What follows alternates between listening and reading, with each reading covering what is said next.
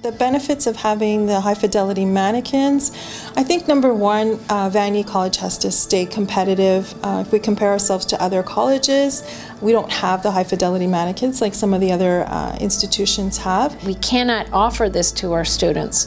And the old adage of don't practice on my mother. We want our students to be at a higher level of knowledge, skills acquisition before they're actually practicing on actual lives.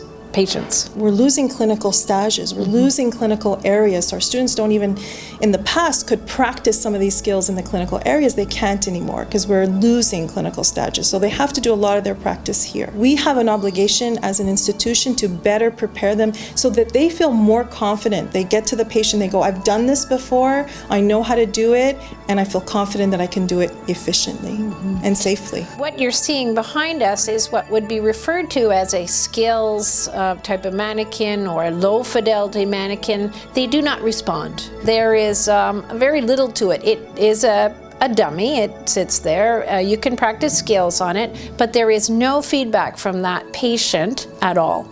High fidelity simulators there's many ways to approach it, but if we're talking about the high-fidelity mannequins, these mannequins actually will react as a human being will react. We have 6 mannequins. We have Trauma Hal. We have Noelle, who also, she's our laboring mannequin, and she actually gives birth in class. We have Pediatric Hal, who's 5 years old. We have Susie, she's our med-surg mannequin. And we have our newborn mannequin. One of the places we look at, the National League for Nursing has done the largest simulation study with regards to student outcome on their licensing exams. And they actually looked at students that did no simulation, up to 50% of their clinical simulation clinical, which means instead of going to the hospital, they would come and work with mannequins. And not only did they have there was no difference in their licensing exams, they also had the same outcomes in their work. In the States, one of the factors when a person wants to go into nursing school, they actually look at what level of simulation are they using and what type of high fidelity simulation are they using. It's considered a gold standard in nursing. In paramedicine, we try to simulate any type of high acuity, low frequency call where students will be expected to make quick decisions, correct decisions rapidly. And that's why it's important to create authentic activities, realistic scenarios here at the college to better prepare them for the real world. Many benefits of having this mannequin is he can replicate many physiologic findings that a real patient would have. So for example, he can have pupillary reaction, so students can actually use their pen light and actually see the pupils dilate and constrict.